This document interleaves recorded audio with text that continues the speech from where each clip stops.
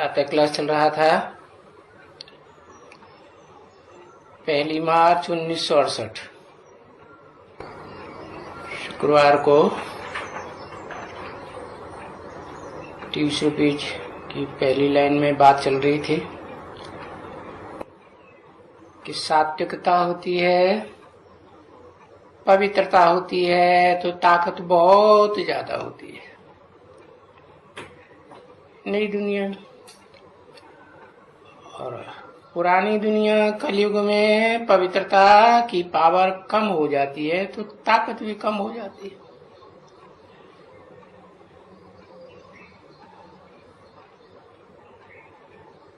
अब यहाँ ऐसे नहीं है कि नई दुनिया में कोई वहां मल्ल युद्ध लड़ते लड़ते या कुश्तियां लड़ते लड़ते इतनी ताकत वाले बन जाते हैं। नहीं, ऐसी देह को ताकत बढ़ाने वाली बातें वहां कोई भी नहीं होती है। देखो,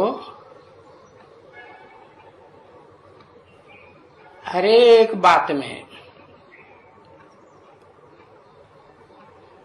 मल्ल युद्ध करो या कोई भी लड़ाई करो, एक दो को दुख तो होगा ना।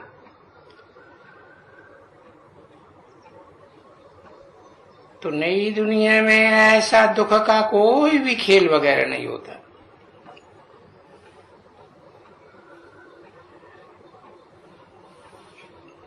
जो कहीं दुख हो जाए, दुख धाम की अनुभूति हो जाए,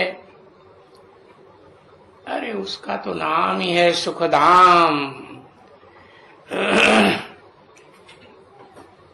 फिर उसमें दुख तो रत्ती भर भी नहीं रहे।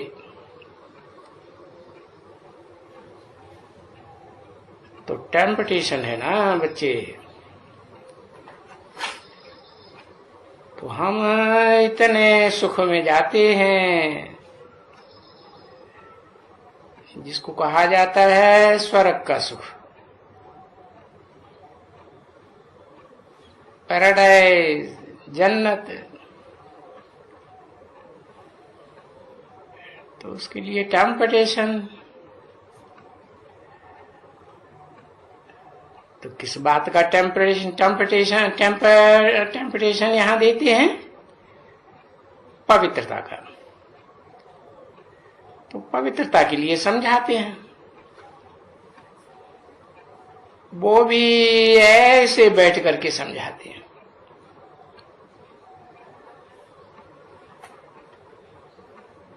तुमको ऐसी जगह में ले जाते हैं तो तुम सो पवित्र बनो। तुमको हेवन में, स्वर्ग में ले आते हैं। सो भी अनेक जन्मों के लिए पवित्र बनने की बात नहीं कह रहे हैं, सिर्फ इस एक जन्म के लिए पवित्र बनो। बाकी और जन्म में पीछे क्या होता है उसकी बात तुम मत करो, उसका ख्याल ही नहीं करो। बस तुम इस जन्म में पवित्र रहो। तो पहले तो मालूम होना चाहिए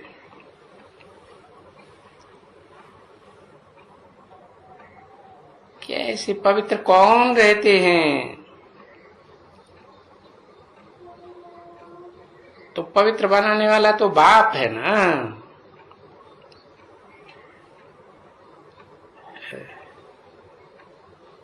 तो उस बाप का परिचय देना पड़ेगा। तो ये मूल बात है, बाप का परिचय देना। तो बच्चे जानते हैं कि बाप का परिचय न होने के कारण कोई पवित्रता, सुख, शांति की दुनिया को पाया ही नहीं सकता।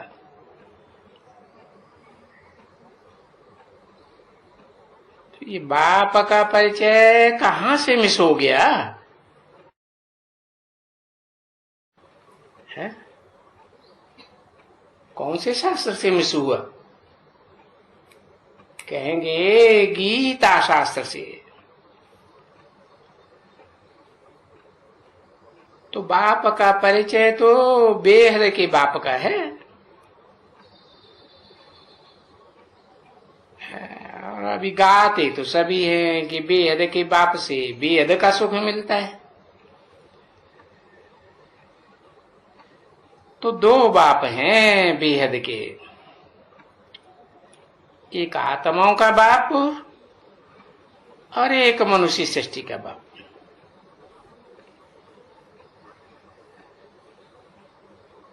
अरे बेहद का सुख है तभी तो बेहद के बाप को याद करते हैं। अब भक्ति मार्ग में तो जब बाप भी है लौकिक, जन्म जन्मांतर के हैं, तो भी देखो हर जन्म में बेहद के बाप को बहुत याद करते। हे भगवान, तो बुद्धि कहाँ चली जाती है? हे भगवान कहते ही बुद्धि ऊपर में चली जाती है ना। अब ये कहें कि ये हे कृष्ण, कृष्ण को याद करते हैं, तो वो तो यहां आएंगे ना, क्योंकि कृष्ण तो इस दुनिया में हो के गए हैं ना।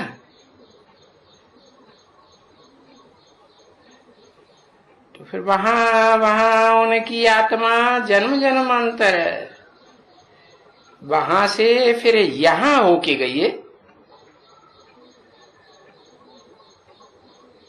क्योंकि भले कोई हैं और धर्म वाले जो पुनर्जन्म को नहीं मानते हैं, तो भी कहेंगे ये हाजरा हुजूर है। इसलिए बाप कहते हैं ये भक्ति मार्ग बिल्कुल ही लंगड़ा मार्ग है। लंगड़ा बनाए देते हैं,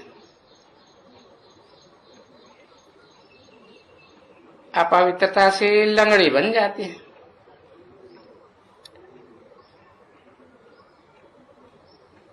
तो ये तुम बच्चों की बुद्धि में अंदर है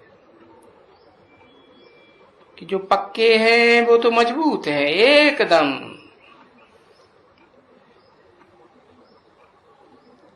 उनको अंदर में ये चलेगा। अब किसको भी शरीर वाले को देखेंगे ना, है तो फिर कोई कितना भी सुंदर हो तो उनको वो उनकी सुंदरता ख्याल में नहीं आएगी। उनकी शरीर की ताकत ख्याल में नहीं आवेगी, है ना। है। उनकी बुद्धि में तो आवेगा, अरे ये क्या है, ये पाई पैसे की शरीर, अरे ये तो कौड़ियों जैसे शरीर है। और कौड़ियों का संग करते करते आत्मा भी कौड़ी जैसी बन गई। अब इनसे क्या बात करना है, क्या करना है? अरे घृणा आती है, अभी उसको घृणा कहो, वैराग कहो, नफरत कहो, बात तो एक ही रहती है। वैसे ये अक्षर अच्छे अच्छे हैं भाई। वैराग तो वैराग मन नफरत नहीं आती है, परंतु कहते भी है ना, वो सन्यासी तो कहते ही हमारी स्त्री नागिन है। अब नागिन है तो फिर नफरत हुई ना,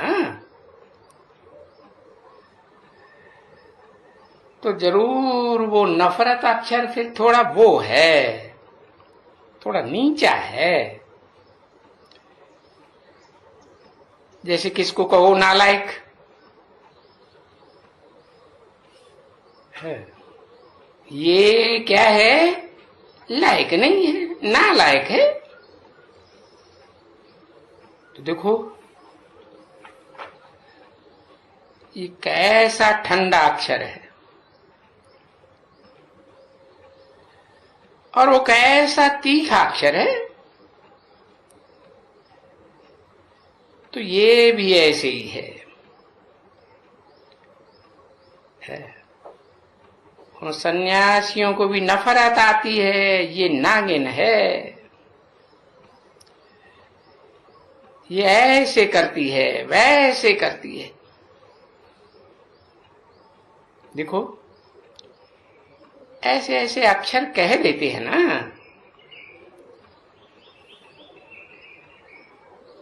अब यहां तो हम ऐसे अक्षर नहीं कहते, क्योंकि हम तो इस ड्रामा को अच्छी तरह से जान गए।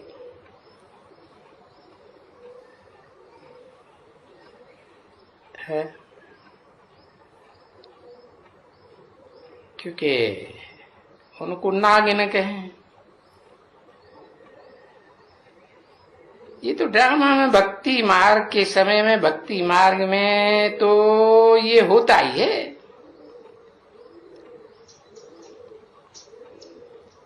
बाप आके समझाते हैं कि भक्ति मार्ग में तो ये सभी हैं ही है। अब उससे नफरत क्या आने की दरकार, कोई दरकार नहीं रहती। तो नफरत तो तब आएगी जबकि कुछ ज्ञान मिले। उनसे नफरत ले आने का। अब जिनमें ज्ञान ही नहीं है तो नफरत आती नहीं है, बार बार बुद्धि उधर ही जाती है। जैसे सन्यासी नफरत दिलाने के लिए वो ये बताते हैं कि ये ब्रह्म में लीन हो जाएंगे।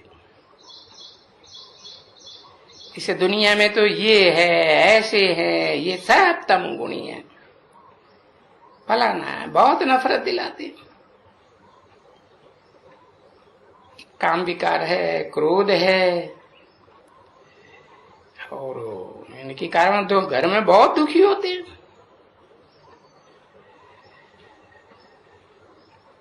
तो अपन को सुखी करते हैं, जंगल में जाए करके थोड़ा बहुत सुखी कर लेते हैं।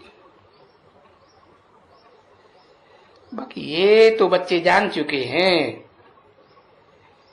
कि जो कोई पहले आते हैं यहाँ नंबरवार पुरुषार्थ अनुसार जो आते हैं यहाँ, इसे दुनिया में जो एक बार भी आ गए तो फिर वापस तो नहीं जाते। ये एकदम पक्का ख्याल में आता है कि भाई ये आने वाले सब इसी दुनिया में हैं, जो कोई भी है। एक भी निर्वाण धाम में या ब्रह्म में लीन नहीं हो सकता कहां भी। भले कोई कहते रहें कि बुद्ध पार निर्वाण गया, परंतु कोई ऐसे होते थोड़े ही है ना। वो शरीर भी नहीं होता, आत्मा भी नहीं है। सात्विक आत्मा बने तो हल्की फुल्की बने, तब तो निर्वाण धाम में जावे।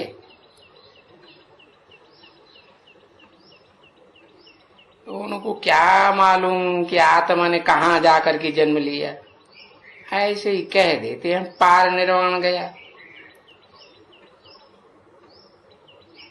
तो बोलते रहते हैं हाँ ये तो गया निर्वाण धाम में या ब्रह्म में लीन हो गया, बुद्ध के मौके पानी में लीन हो गया। तो वो लोग तो ऐसे ही समझते हैं, क्योंकि बड़े लंबे समय से शास्त्रों में पढ़ते आए हैं, लिखा हुआ है शास्त्रों में ये सारी बातें सुनाते हैं, सुनते हैं, और फिर बाप आकर के कहते हैं नहीं, इन शास्त्रों में तो जो कुछ भी है वो सब भक्ति मार्ग माना दुर्गति मार्ग। बुद्धि को एक ठिकाने नहीं लगा सकते, भगाते रहते हैं। तो देखो, भक्ति मार्ग के लिए कहते हैं ना दुर्गति मार्ग है। इसलिए तुम कोई भी न नावल, न शास्त्र, न कोई कथा कहानी, न फलाना, तुम कोई भी पुस्तक हाथ में नहीं उठावेंगे। परंतु ये देखो माया है ना, तो जिनको नावल की भी आदत पड़ जाती है ना, अरे वो तो बड़ी बुरी आदत है। और नावल लिखते तो मनुष्य ही है ना। इस तामसी दुनिया में ये नावल बहुत चल पड़ते हैं।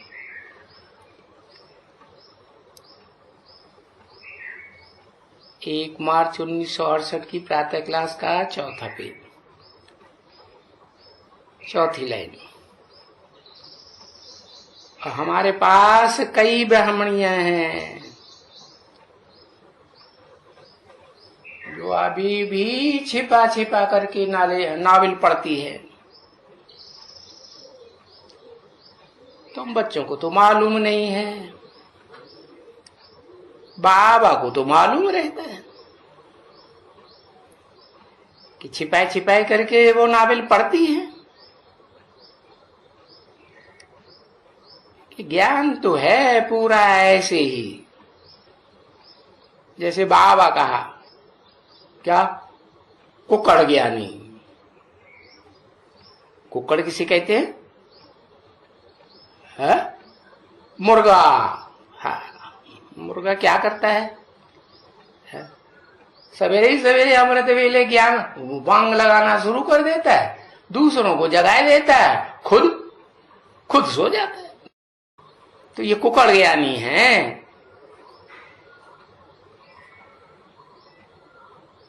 तो देखो बाबा तो बता ही दिया कि बाकी ये ब्रह्मा कुमारियां भी नावल पढ़ती है छिपाई छिपाई करके।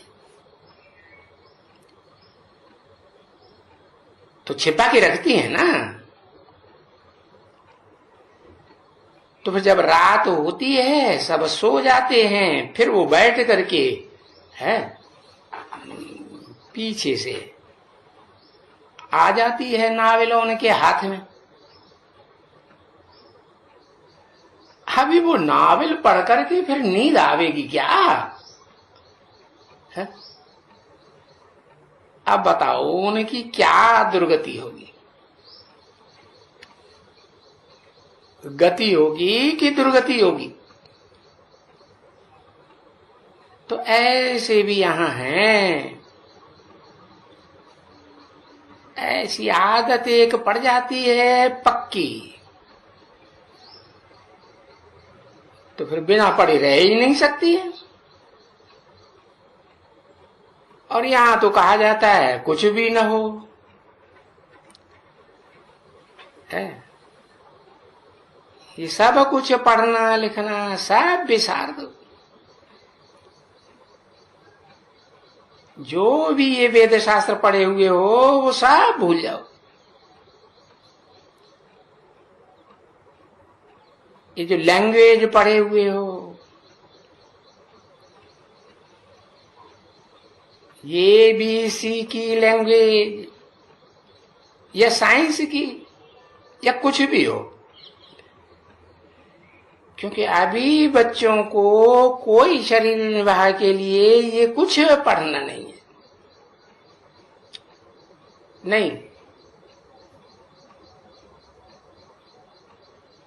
रोटी टुक्कड़ की दरकार है। पुरुषार्थ करने के लिए बाकी क्या चाहिए?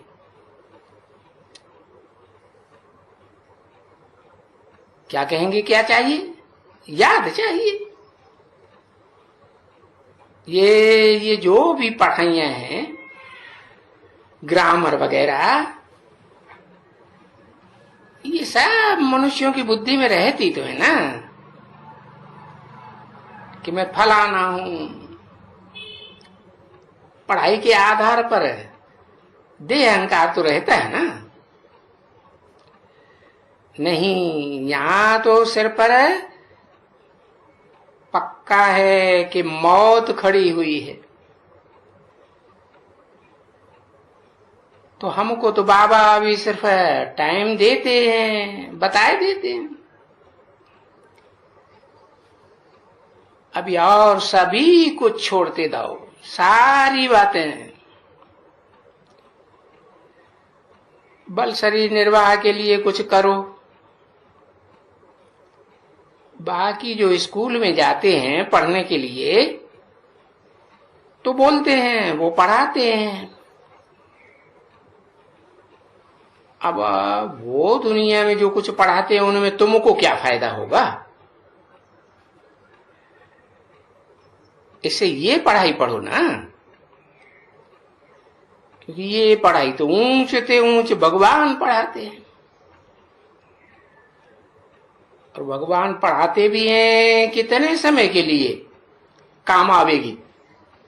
तुम कहेंगे कि जन्म के लिए बड़ा ऊंचा पद तुम पा सकते हो,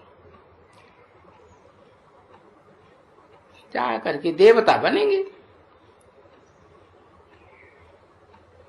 तो हम तो कुछ भी नहीं पढ़ने देते। जो कुछ भी पढ़ते हैं वो फिर याद तो आता है ना।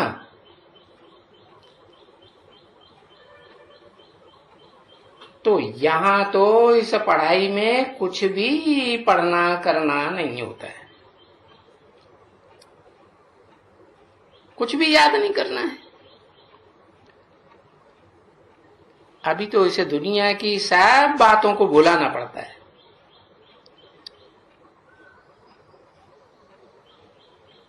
फिर वो बचपन में चले जाते हैं। बचपन से भी फिर शरीर छोड़ करके बाकी हम अपन को आत्मा ही समझते हैं।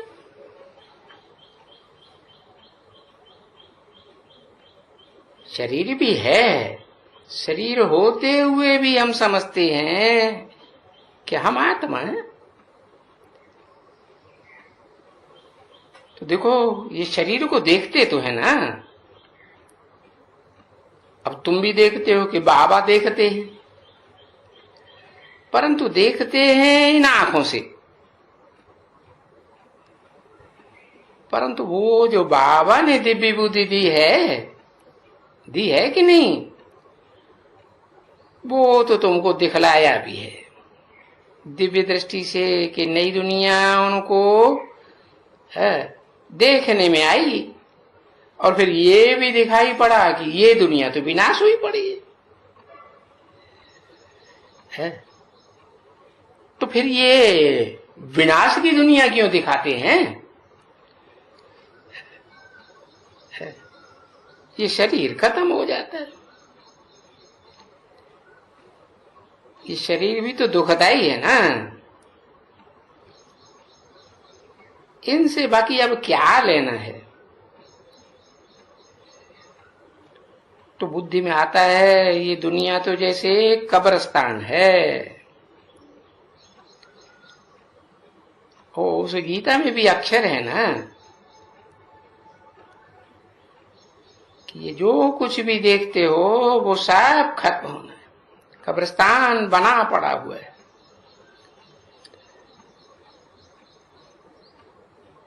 अभी तो इस कब्रिस्तान के ऊपर परिस्तान बनने का है। अभी कब्रिस्तान और परिस्तान के बीच में भी तुम दोनों के बीच में बैठे हो। हाँ, समझते हो बुद्धि से जैसे कि अभी परिस्तान बन रहा है। जैसे किसकी जगह हो बे और उस जगह में क्या बनाना है। तो जैसे बीच में बैठा है, बैठे हो पुरानी दुनिया में, परंतु बुद्धि में है कि हम तो बीच में बैठे, क्योंकि वो बन तो नहीं गई है। नया मकान, नई दुनिया बनी नहीं है, वो बन रही है। तो तुम्हारा बुद्धियोग वहां चला गया, नए मकान में, नई दुनिया में। अब बुद्धियोग वहां चला गया तो तुम जैसे कि वही हो, क्योंकि तुम तो आत्मा हो ना। आत्मा में ही तो मन बुद्धि है। तो तुम्हारा भी हूबहू ऐसे ही है। वो जो सन्यासी होते हैं उनमें कोई परिस्थान तो नहीं बनता है, न कोई परिस्थान में जाते हैं। अरे उस परिस्थान में जाने के लिए तो पुरुषार्थ ही नहीं करते है। तो कहते हैं स्वर्ग के सुख काग विष्टा समान। अब तुम तो नई दुनिया के लिए पुरुषार्थ करते हो, तो तुम जानते हो कि पुरानी दुनिया और नई दुनिया के बीच में हम बैठे, क्या बनने के लिए है? अभी पुरुषों में उत्तम बनने के लिए बैठे है। अब नाम तो देखो इस युग का कितना अच्छा नाम है, पुरुषोत्तम संगम युग। और यादगार भी मनाते हैं, हर चौथी वर्ष पुरुषोत्तम मास मनाते हैं ना, मुसलमान भी बनाते हैं, वो तो हर साल मनाते हैं।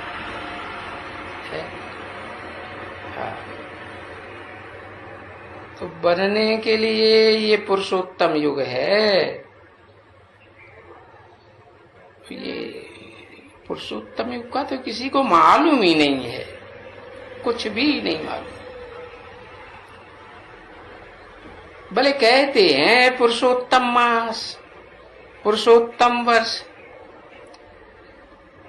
परंतु उसका अर्थ कोई थोड़े ही समझते हैं कि भाई 4 युग हैं, इन 4 युग बीतने के बाद जो चौथा युग है उसमें ये पुरुषोत्तम युग आता है, तो उसकी यादगार है पुरुषोत्तम मास। वो जो शास्त्रों में है कि पुरुषोत्तम मास में ये ब्राह्मणों को देना, ये स्नान करना, फलाना करना, ये सभी बातें शास्त्रों में लिखी हुई है। अच्छा अच्छा खाना या कुछ भी करना, ये तो तुम बच्चे जानते हो कि अभी तो ये पुरुषोत्तम युग है, और ये युग और युगों के मुकाबले तो बहुत छोटा है। वो तो युग 1250 वर्ष के होते हैं, ये कोई समझो 50 वर्ष का, 60 वर्ष का, बहुत में बहुत करके 100 साल दे। तो ये युग है छोटा सा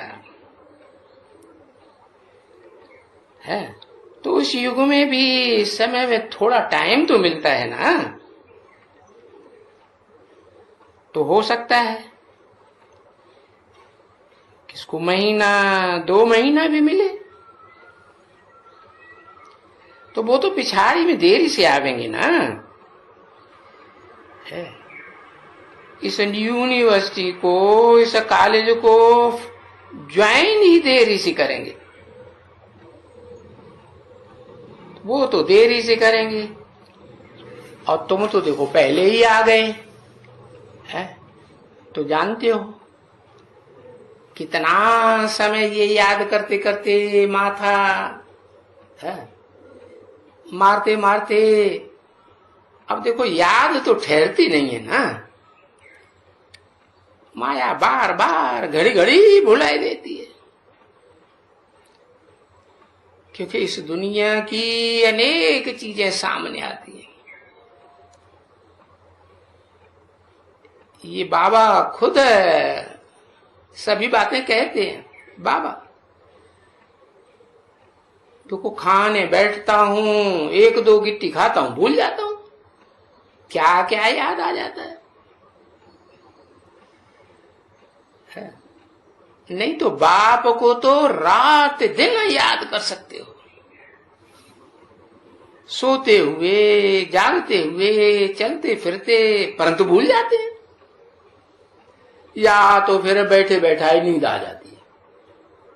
नहीं आती? आ जाती है।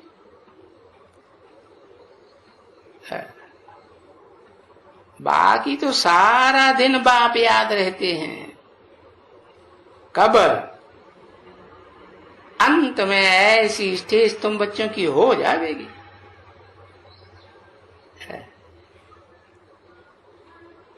जब तलक है खुद बाप भी बाप बन जाए।